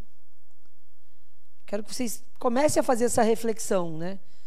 A quem eu vou pedir e agradecer? A resposta óbvia é a Deus, né? A Deus. Queria que vocês refletissem um pouquinho mais profundamente. A quem eu vou pedir que as coisas aconteçam e a quem eu vou agradecer pelas coisas acontecerem. Né? Por que eu faço essa reflexão com reticências, né? Porque a gente vai ficar um tempo discutindo isso aqui na ULI, até chegar lá no ciclo 10, para a gente entender, de uma certa forma, que essa relação de barganha com Deus, de negociar as coisas, pedindo, agradecendo, atribuindo a Ele o que é bom, perguntando para Ele por que algo que não é bom aconteceu, atribui a alguém, que é o que a fala que Roberto começou a aula hoje, que foi muito legal, porque ele deixou esse gancho para a gente refletir sobre isso, atribui a alguém externo, que é Deus, esse externo, as coisas que estão acontecendo, coloca para fora de mim as responsabilidades, sai de uma perspectiva de autorresponsabilização. Porque quando eu não passei na segunda fase da USP, a solução seria rezar mais ou estudar um ano de cursinho? Né? E tinha que fazer alguma coisa com a minha mãe, porque ela ia rezar mais ainda se eu insistisse. Né? Mas isso a gente deixa para outra parte da história. Né? Quando a gente atribui a barganha à solução das coisas da vida, a gente tende a se anular. A gente tende a deixar que outrem resolva. Acontece que quando a gente tem essa relação de barganha com Deus, a gente começa a querer que as pessoas à nossa volta sejam assim também. Então, se meu Deus é caridoso e resolve as coisas para mim, as pessoas à minha volta têm que ser assim também. Inconscientemente a gente faz isso. Eu espero que alguém resolva o meu trabalho, porque quando eu rezo para Deus, Ele resolve o meu trabalho. Eu espero que meus pais façam isso, porque é o papel das pessoas que estão à minha volta fazer isso por mim. Porque meu Deus é caridoso e resolve minha vida. Né? Quando eu acredito num Deus que castiga, eu vou estar sempre tentando entender o que eu devo castigar nas pessoas. Porque eu entendo que o Deus castiga se eu fizer errado. Eu vou ser a pessoa que vai estar sempre julgando o certo e errado, buscando achar algum castigo para quem fizer as coisas erradas. Né? A gente vai aprender isso lá no ciclo 7 e depois no 10, que o fluxo da vida se dá passando pela nossa ideia de Deus. Nós, como espíritos, passamos o nosso impulso de vida pela ideia de Deus que tem na nossa mente. Então, se eu acredito num Deus que pune, as minhas atitudes vão sempre buscar resolver as coisas a partir de uma ideia de punição. Se eu acredito num Deus que salva, que resolve, que me ajuda, eu vou estar sempre buscando estar nesse lugar de ser ajudado ou ajudar. Então, gente, quando eu pergunto pedir e agradecer a quem, nós precisamos ajustar nossa relação com Deus, sair da perspectiva de barganha e nos empoderarmos. Né?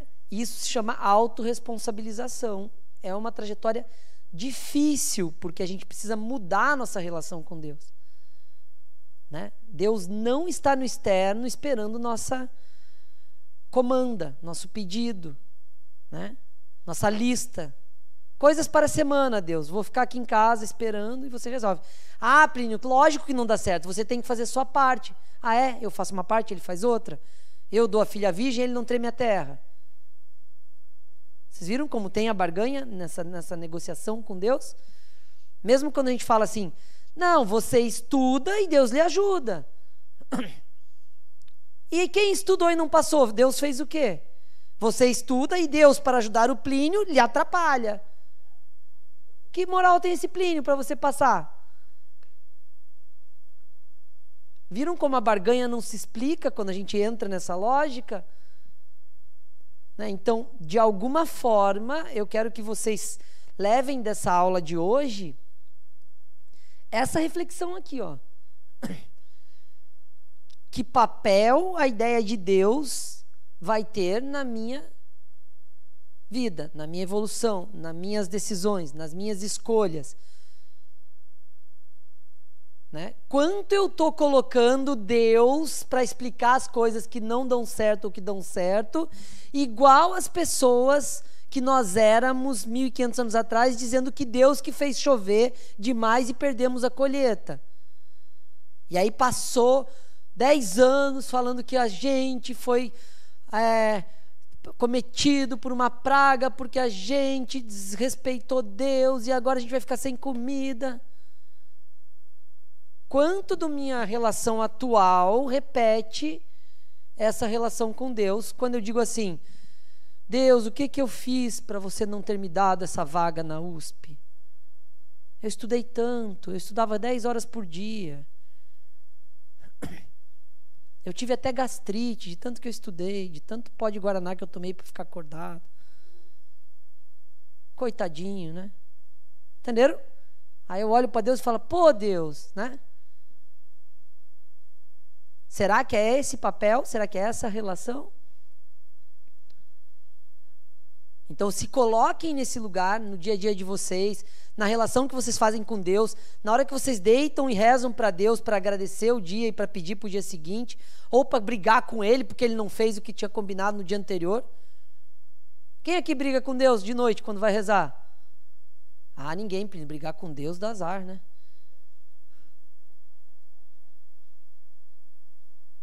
Entenderam a relação que a gente tem? Não está muito parecida com tudo que a gente viu ao longo da história? E sabe por que está parecida, gente? Não é porque a gente estudou na 6ª série na história que foi assim. É porque éramos nós barganhando com Deus assim e continuamos sendo em outros termos. Mudou só o tipo de contrato. Mas a relação de barganha continua.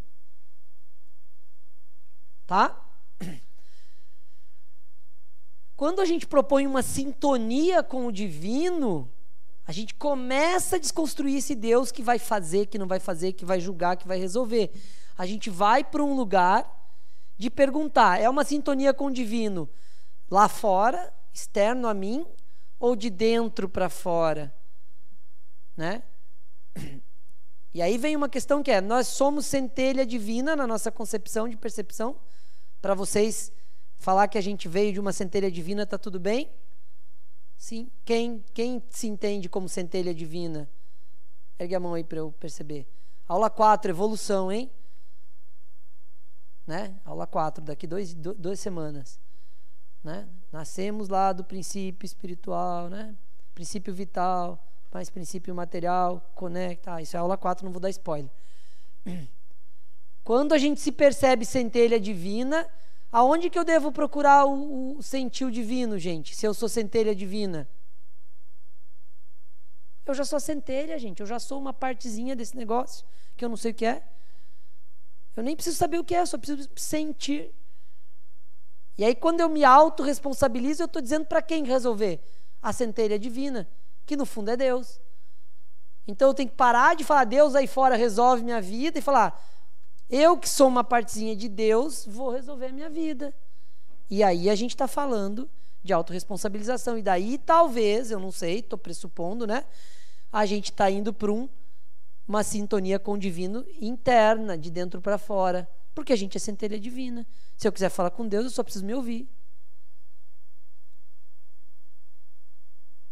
Ah, então você está dizendo que você é Deus? Sou a centelhinha, o pedacinho.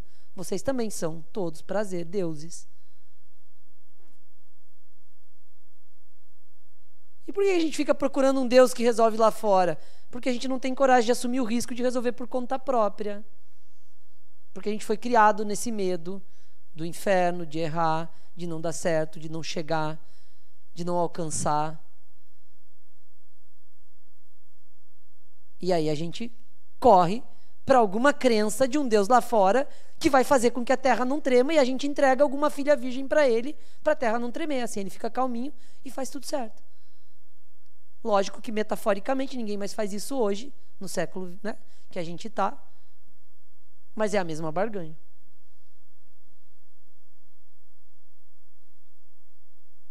Beleza? Fomos bem? Bem confusos, né? Sou eu, gente. Desculpe, mas esse é a minha melhor parte. Eu consigo bagunçar a mente de vocês, uma parte da quanto a minha é bagunçada, né? E as pessoas ainda me dão aula a Deus para fazer aí. Robertinho ali, ó.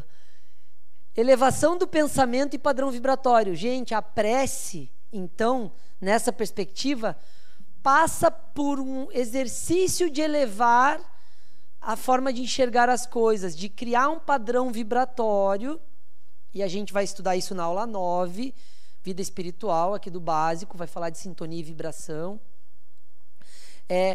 para que a gente melhore a energia, melhore os pensamentos, traga de dentro para fora as melhores intenções, porque a gente tem maldade dentro da gente também, gente.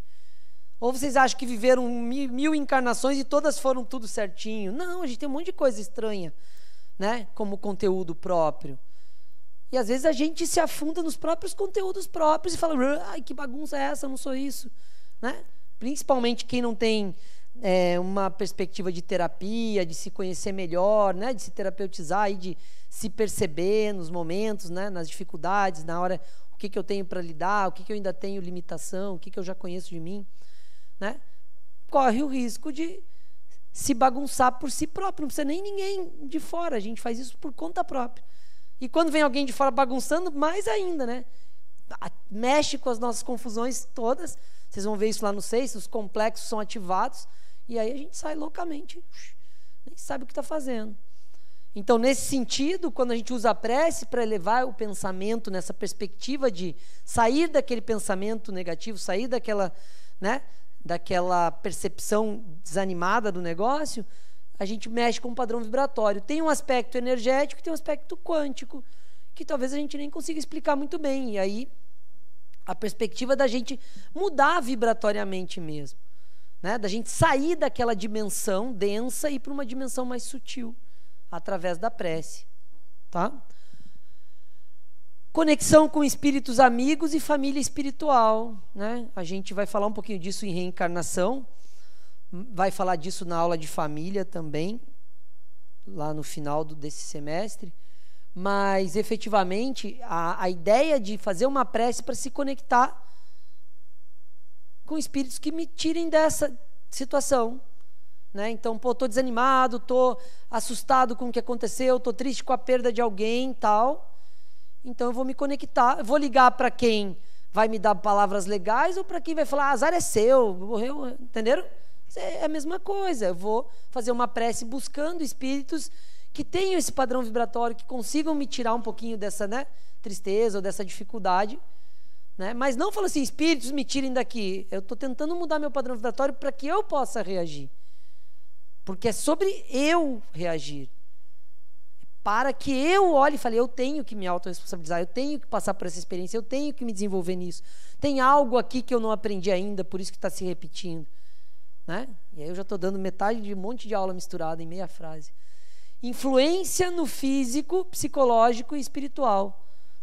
Aí é física quântica, né, gente? O corpo físico, ele é uma extensão do nosso psiquismo, né? E a gente vai estudar isso em vários aspectos aqui na ULI. Influência no nosso psiquismo, na nossa estrutura psicológica. A gente vai estudar o aparelho psíquico. A gente usa aqui como referência o aparelho psíquico de Jung, né, que é uma das referências aí da psicologia. Então lá no 6 a gente vai falar disso, depois a gente vai entrar um pouco mais nas reflexões que Adenauer faz sobre o aparelho psíquico de Jung, trazendo a psicologia do espírito, né, como referência aí no ciclo 7 também, para a gente entender um pouquinho como que essa mudança de padrão vibratório interfere no meu psicológico, interfere nas questões relacionadas a eu, espírito imortal que sou, usando um corpo físico. Né? Como que interfere no físico? Como que uma prece pode curar uma doença? Né? Como que um passe, como que uma fluidoterapia, como que um atendimento mediúnico cura um câncer? Né? Como que isso acontece? Né? A gente vai se aprofundar um pouquinho nisso para a gente entender essas questões de forma mais detalhada. Tá? Mas nesse sentido, então, é a gente pensar onde eu vou buscar Deus na prece, né? Essa prece vai ser para onde? Em que sentido? Qual é a função dela? Né? Vai ser Deus, cai aqui no meu quarto e resolva o meu problema? Ou esse Deus que eu sinto, que eu sou, já que eu sou centelha divina, pode de alguma maneira me colocar em outro padrão vibratório para que eu reaja e vá para, né, para outro momento?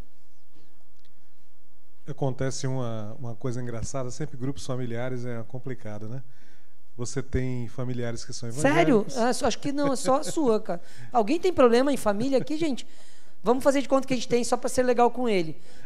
Verdade, tem razão. Alguns familiares são evangélicos, né? E aí pressupõe que, é claro que todo mundo sabe que eu li a Bíblia várias vezes, mas assim, você chega àquele momento que você faz utiliza do sarcasmo, né?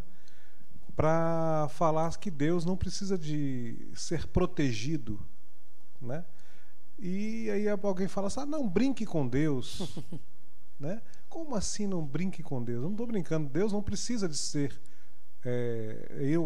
no grupo, né? Não precisa ser protegido, ele não precisa que eu proteja ele nesse sentido, porque eu estou falando de um Deus que ele é onisciente, onipotente, ele não tem ira, né? Na minha concepção, né? Ele não teria ira, aí é chamada ira de Deus. Uhum. E aí quando você chega e faz um trocadilho, utiliza do sarcasmo, no caso de uma situação que está acontecendo, aí vem um familiar e diz, não brinque com Deus. Vai dar azar, né? Ele vai lhe castigar, né? Exatamente. É isso aí. É pelas percepções, porque a gente tem... Na verdade, gente, por que são vários deuses, né? Porque cada um tem uma ideia de Deus. Então, talvez não sejam vários deuses. Seja a ideia de Deus que seja múltipla, né? A sua, da sua família, a minha, da minha avó. De todo, cada um tem uma ideia de Deus, né? E a partir dessa ideia de Deus, a gente se relaciona com esse Deus que a gente tem a ideia, né? Seria mais fácil se ele viesse aqui e desse uma palestra, né? A gente ia entender e tal. Aí quem concordasse ficava, quem não concordasse trocava, né? Mas não vai ser assim, provavelmente, né? Então a gente vai ter que seguir com essa ideia de Deus. E aí, gente, para a gente fechar a aula de hoje, a fé e a compreensão de Deus, né? Então, dentro dessa perspectiva toda, a gente precisa transcender a crença cega. Por uma questão metodológica, a gente vai fazer um acordo que crença é a verdade provisória enquanto eu não sinto, né? A gente usa essa definição de crença aqui na ULI e ela é muito legal nesse sentido, porque assim, eu preciso ter uma crença enquanto eu não sentir, né? Então, crença como verdade provisória até que eu sinta. Eu acredito até que eu sinta, tá? Então, eu preciso transcender a crença cega. O que é a crença cega? É aquela que eu só acredito e não estou preocupado em ir para o lugar de sentir. Não, é isso, é assim mesmo, não venha discutir, porque é assim. E por que é assim? Vamos aplicar o discernimento. Vamos usar o nosso subjetivo para entender por que é assim. Não, isso não se discute, não mexa com isso. Só fala aí agora, né? Tipo assim, não brinca com Deus não, que não dá certo, né? Por que eu não posso ir para esse lugar de passar por cima dessa crença para que eu entenda se realmente é isso e se eu já posso colocar um sentir no lugar dessa crença, né? A fé raciocinada. O que é a fé raciocinada? É a fé que propõe fazer o que a gente fez hoje aqui. Se perguntar, refletir, questionar, olhar para aquilo que a gente acredita e falar, é isso mesmo? Faz sentido eu pensar nisso? Faz sentido eu pensar assim? É essa perspectiva? Isso ainda faz sentido hoje? Será que faz sentido a percepção de Deus da minha bisavó que nasceu em 1901? Né? É isso que eu tenho que fazer, eu tenho que raciocinar essa fé. Ou eu vou pegar um livro de 160 anos atrás e falar, é assim, ponto final, né? Eu vou pegar essa essência que está lá no texto e entender como que ela se aplica na cultura de hoje, aí tudo bem. Mas se eu quiser aplicar ela pela letra, não vai dar certo. Raciocínio, emoção, discernimento e lógica, né? Eu tenho que sentir, eu tenho que raciocinar, eu tenho que discernir, ou seja, aplicar a minha percepção para ver se aquilo fecha com o que eu entendo e usar a lógica, né? Fazer o raciocínio sobre o conjunto de crenças que eu vou utilizar para interpretar o dia a dia da minha vida, se eles têm lógica, se está coerente, né? Ninguém precisa acreditar nas coisas sem coerência. Tem que ser coerente para cada um de nós. Então, por isso que pode ser diferente, porque o que é coerente para você não é para mim. E aí a gente pode pensar diferente, tá? Busca de Deus no externo, Será que faz sentido buscar esse Deus no externo? Né? Buscar esse Deus fora de mim, já que eu já me entendi como centelha divina? Ou eu ainda não me entendi como centelha divina, então parto do princípio que eu sou centelha divina e vou tentar entender como sentir Deus de dentro para fora. E não buscar Deus classificado num padrãozinho lá. Né? A fé em Deus significa a compreensão lógica e sentida de sua existência, fala de Adenauer. Né? Então, quando ela é lógica e sentida, ela fecha. Ela não é cega, ela é raciocinada e ela é de dentro para fora, sentindo o sagrado, sentindo o divino, experienciando algo sentido a partir daquilo que eu entendo da realidade, cada um com a sua. Por isso que pode ter um Deus para cada um, porque é a ideia de Deus que cada um tem. Né? Bom, eu costumo fazer isso nos últimos anos, deixar uma lista de crises. Eu não sei se já está suficiente, vocês querem uma listinha?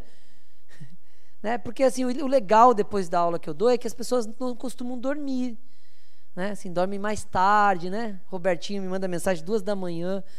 Cara, olha esse vídeo sobre o que você falou, né? Vai dormir, Bertinho. Não, mas como? Depois desse papo, a gente bate uns papos meio doidos às vezes. Só às vezes também, não é todo dia. Mas eu fiz uma listinha de propósito porque eu acho importante que essa aula ela ecoe e reverbere aí ao longo da ULI para vocês. E eu vou me propor a ajudar a resolver essas crises lá no ciclo 10, que eu estou lá no 10 esperando vocês. Então, se ecoar, chegar no 10 e tiver a mesma crise, vocês me avisam, porque lá eu tenho uma lista de crises mais apurada ainda. Né? Então, cheguem com essas crises resolvidas lá, porque as de lá são um pouquinho pior. Né? São mais doidas que o normal. Gente, eu quero que vocês, né, se proponham a desconstruir. Né? Quando a gente fala de ideia de Deus, a gente fala de atualizar a nossa percepção de Deus para não ficar repetindo a barganha do Deus do terremoto. Né? Então, não é sobre atingir a sua fé em Deus, a sua forma de ver Deus. Não é sobre isso. Essa aula não é para isso. Essa aula é para que cada um vá para o lugar de refletir quanto esse Deus que você tem hoje como concepção de Deus faz sentido. Se ele estiver fazendo sentido do jeitinho que está, siga exatamente assim. Né? Ou seja, vá para o lugar que faz sentido. Agora, se essa sua ideia de Deus e essa percepção que você tem hoje lhe incomoda em algo, e algo fala assim, tem alguma coisa aqui que não cheira bem, se propõe a fazer essa atualização. Né? A desconstruir um pedacinho da sua relação com Deus para colocar reflexões e fazer com que essa relação seja mais sentida do que simplesmente assinada, contratada.